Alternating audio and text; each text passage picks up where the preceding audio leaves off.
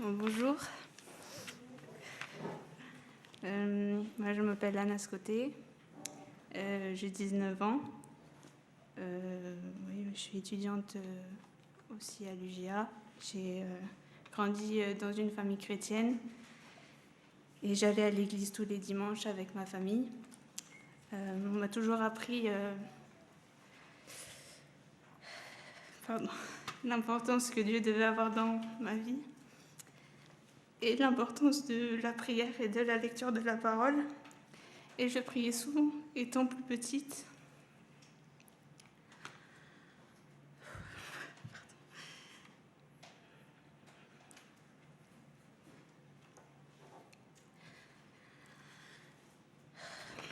J'aimais me retrouver à l'église et à l'école du dimanche et apprendre des nouvelles histoires de la Bible. C'est à partir du lycée que j'ai commencé à me poser de plus en plus de questions et j'ai commencé à avoir des doutes et j'avais peur que ma foi ne soit pas sincère. Et je ne voyais aucun changement dans ma vie.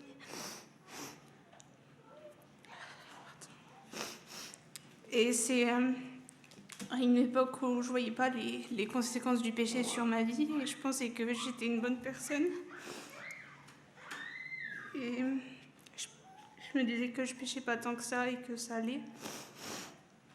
Mais à force de rester dans ma situation de pécheresse, j'ai commencé à...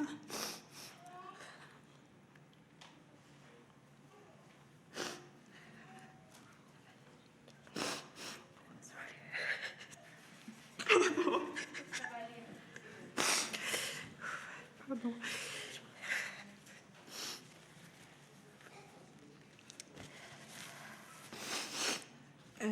J'ai commencé à me sentir de plus en plus mal et à m'enfoncer encore plus dans mon péché. Et c'est à ce moment-là qu'il y a eu une rupture et que je me suis mise en colère contre Dieu parce que je pensais qu'il ne s'occupait pas de moi. Et je me disais que c'était de sa faute si j'étais si mauvaise parce que c'était lui qui refusait de me faire changer. On m'avait expliqué qu'il était souverain, alors pour moi, c'était à lui de me faire changer. Et puisque c'est lui qui avait le pouvoir sur ma vie. De mon point de vue, ce n'était pas de ma faute puisque je lisais tous les jours ma Bible et que je priais régulièrement. Cependant, à côté de ça, je n'avais pas du tout un bon comportement, mais je pensais que ça faisait comme une sorte de balance. Puisque je lisais ma Bible et que je priais souvent, alors j'avais bien le droit de pécher de temps en temps. Je me disais que de toute façon, j'étais plus juste que les autres. Et à cause de ça, je me suis énormément éloignée de Dieu.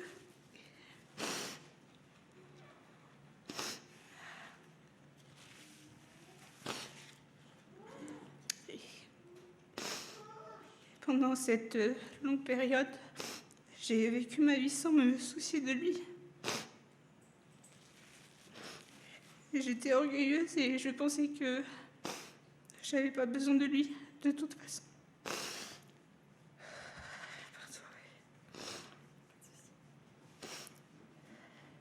De toute façon, il ne s'occupait pas de moi.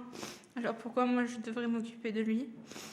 Je n'avais parlé à personne de ma situation et je gardais tout pour moi. Et quand j'allais à l'église ou au groupe de jeunes, je faisais en sorte de nous montrer... Pardon.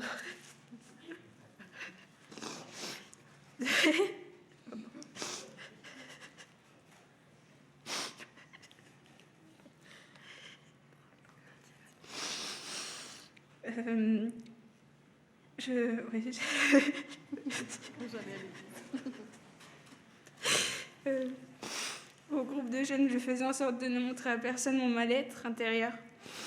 Je n'avais pas envie de me réconcilier avec lui et je n'ai pas pu rester dans cette situation bien longtemps. J'ai été très entourée sans même que personne ne sache ma situation. J'avais des rencontres régulières avec Véronica, on étudiait la parole ensemble, priait aussi. Je me suis rendu compte que je ne pouvais plus mentir par rapport à ma situation, c'était trop lourd. J'ai réalisé l'ampleur de mon péché devant Dieu et aussi à quel point j'avais besoin d'en parler à quelqu'un. Avec l'aide de Dieu, j'ai pu me confier à Véronica. Je me suis vraiment sentie mieux et j'ai compris que c'était de ma faute et non pas celle de Dieu si j'avais une si mauvaise relation avec lui. Quand je suis rentrée chez moi après cette discussion, je me suis partie prié dans ma chambre et j'ai demandé à Dieu de me libérer de mon péché. Je lui ai demandé pardon. Dieu m'a montré que je ne pouvais pas vivre sans lui. Le poids de mes péchés est bien trop lourd pour que je le garde pour moi. Seul Jésus peut supporter mes fautes. Je sais que Dieu a envoyé Jésus sur terre et qu'il m'a sauvé en mourant à ma place et qu'il est ressuscité. Il a pris le poids de tous mes péchés. Pendant ma période loin de Dieu, j'étais en colère et malheureuse. Je vois maintenant le changement que Dieu a opéré en moi. Je ressens que Dieu me donne aujourd'hui la force de combattre mon péché. Je ressens aussi l'action du Saint-Esprit en moi qui me pousse à ressembler à Christ. Je sais que je ne suis pas infaillible, mais je sais que Dieu sera toujours là pour me rappeler à l'ordre, comme il l'a fait avant. Je veux témoigner publiquement de ce que Dieu a fait pour moi et comment il m'a sauvée par grâce. Je veux être baptisée car je veux lui obéir. Je souhaite aussi obéir à sa parole en m'engageant dans l'Église où il m'a placée et servir mes frères et sœurs en Christ. Je voudrais aussi lire un verset dans 1 Samuel 12, verset 21.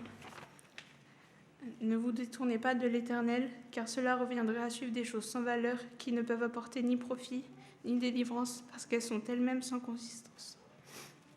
Voilà.